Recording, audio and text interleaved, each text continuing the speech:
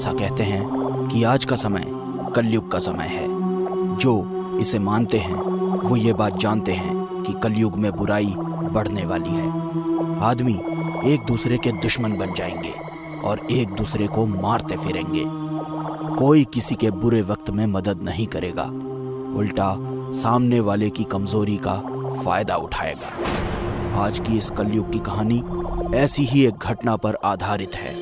एक रात प्रणित और एक डॉक्टर प्रणित के घर में बैठकर बातें कर रहे थे। प्रणित को एक बीमारी थी, उसी का इलाज करने के लिए डॉक्टर आई थी। देखो प्रणित, तुम्हें खुद का ध्यान खुद ही रखना होगा। तुम्हारी इस बीमारी की वजह से तुम्हारी सारी फैमिली तुम्हें छोड़कर चली गई है। तुम्हें हिम्मत से काम लेना होगा। मैं हिम्मत से ही काम ले रहा हूँ डॉक्टर, पर मैं क्या करूँ, मेरा डर बढ़ता ही जा रहा है।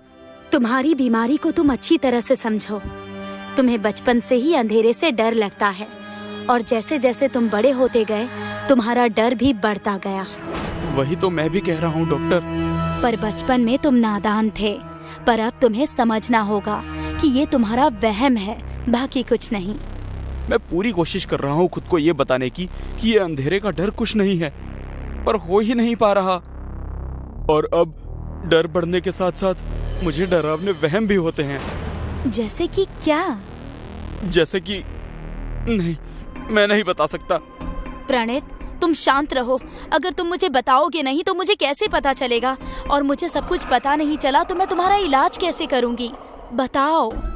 जब भी मेरा सामना अंधेरे से होता है तो मुझे लगता है आसपास की सारी ना हिलने वाली निर्जीव चीजें मुझे मारने आ रही हैं। ऐसा लगता है कि वो सारी चीजें मिलकर मुझे अंधेरे में जकड़ देना चाहती हूँ। ठीक है प्रणित, मुझे तुम्हारी परेशानी समझ में आ रही है। फिलहाल के लिए ये दवाइयाँ ले लो, कल मैं आकर डोज बदल दूंगी। ठीक है डॉक्टर। अब मैं चलती हूँ। अपना ख्याल रखना और अंधेरे से दूर रहना। डॉक्टर वहां से दवाई देकर चली गई। प्रणित ने दवाई खाई और लाइट वैसे ही चालू रखकर सोने के लिए चला गया। प्रणित बेड पर सोने ही जा रहा था, तभी अचानक घर की लाइट चली गई। घर में पूरा अंधेरा हो गया। प्रणित बहुत डर गया क्योंकि ये उसके साथ पहली बार हो रहा था। बाहर भी काला अंधेरा था और घर में भी। प्रणित पूरे घर में यहाँ वहां भागने लगा। मुझे हिम्मत से काम लेना होगा। डरना नहीं है, डरना नहीं है। मुझे टॉर्च ढूंढनी होगी, वही रोशनी ला सकती है। वो टॉर्च को खोजने लगा। अचानक से उसे याद आया कि टॉर्च अलमारी में है। वो हिम्मत करके अलमारी के पास गया। जैसे ही उसने अलमारी खोली, अंदर के सारे कपड़े एकदम से उसके मुंह पर गिर गए। प्रणित और भी डर गया। बचाओ, बचाओ! वो जैसे तैसे करके कपड़ों से बाहर आया। घर में अभी भी घना अंधेरा था और उसकी वजह से प्रणित बुरी तरह से डर रहा था। अचानक उसकी नजर अलमारी में रखे टॉर्च पर पड़ी। वो बहुत खुश हुआ, पर अगले ही पल उसे यह एहसास हुआ कि टॉर्च लेने के लिए उसे उस अलमारी के पास जाना होगा। वो डरते हुए धीरे धीरे एक एक कदम बढ़ाकर अलमारी की ओर जा रहा था। जैसे ही वो उस अलमारी के पास पहुंचा, उसने झट से टॉर्च उठाई और उसे चालू किया। कमरे में थोड़ी रोशनी फैल गई। प्रणित को थोड़ा अच्छा फील हुआ। वो उस टॉर्च की मदद से मीटर बॉक्स की तरफ आया और लाइट किस वजह से गई है ये मालूम करने की कोशिश करने लगा। आसपास के सारे घरों की लाइट है, मेरे ही घर को क्या हुआ है? वो जब मीटर बॉक्स चेक कर रहा था तभी अचानक टॉर्च बंद पड़ गई। प्रणित फिर से डर गया।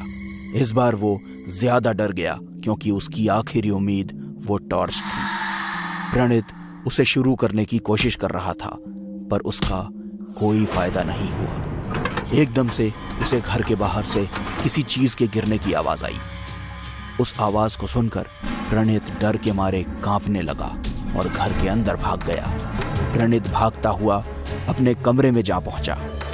जैसे ही वो वहां पहुंचा, उसने देखा कि उसकी अलमारी अपनी जगह पर न होकर दूसरी जगह पर है। जो कपड़े गिरे हुए थे वो भी पूरे कमरे में फैल चुके हैं। ये आ गए, ये सब कपड़े, ये अलमारी, मुझे मारना चाहती है। रोशनी, मुझे रोशनी खोजी होगी, वरना ये मुझे मार डालेंगे। मोमबत्ती लाया था मैं, पर वो तो अब किचन में होगी। मतलब अब किचन तक जाना होगा, भी इस जानलेवा अंधेरे में। नहीं नहीं, अगर बीच में ही किसी चीज ने मुझ पर हमला कर दिया तो नहीं नहीं, मैं नहीं जाऊंगा। प्रणीत वहीं अपने कमरे के एक कोने में बैठा रहा। उसका डर बढ़ता जा रहा था। बैठे बैठे उसे ऐसा लग रहा था जैसे वो सारे कपड़े, अलमारी, उसका बेड उसकी तरफ आ रहा है। अचानक उसकी अलमारी उसके ऊपर गिरने लगी। वो अलमारी उसके ऊपर गिरने ही वाली थी, पर प्रणीत वहां से हट गया। वो इतना डर गया कि वहां से भागते हुए सीधे किचन में पहुंचा। जैसे ही वो किचन में पहुंचा, वहां की सारी चीजें हिलने लगी। उसकी आवाज के कारण प्रणीत डर गया। वो किचन के बाहर भागने लगा, पर किचन का दरवाजा एकदम से बंद हो गया। ये सब मुझे मारने की कोशिश कर रहे हैं। इन्हें पता है कि मुझे अंधेरे से डर लगता है। अचानक किचन की खिड़की जोर से बजने लगी। नहीं नहीं, मुझे मत मारो। धीरे धीरे आवाज बढ़ने लगी। वो आवाज इतनी बढ़ गई कि एकदम से खिड़की के सारे कांच टूट गए। कांच टूटते ही सारी आवाजें शांत हो गई। प्रणीत खिड़की की तरफ ही देख रहा था। वो शांति से खड़ा ही था, तभी अचानक बाहर से एक चाकू तेजी से आकर उसकी छाती में घुस गया। प्रणीत उस चाकू के एक ही वार में बुरी तरह से घायल हो गया और जमीन पर गिर गया। वो जमीन पर तड़प रहा था। किसी भी समय वो मर सकता था। पर तभी अचानक उसके किचन का दरवाजा खुला और एक औरत की परछाई अंदर आने लगी। जैसे ही वो औरत अंदर आई, प्रणीत उसे देखकर हैरान रह गया और अगले ही पल उसने अपना दम तोड़ दिया, क्योंकि वो औरत और कोई नहीं बल्कि उसी की डॉक्टर थी। डरपोक इंसान, तुम जैसों को इस धरती पर जीने का कोई हक नहीं है। अब तुम्हारी सारी दौलत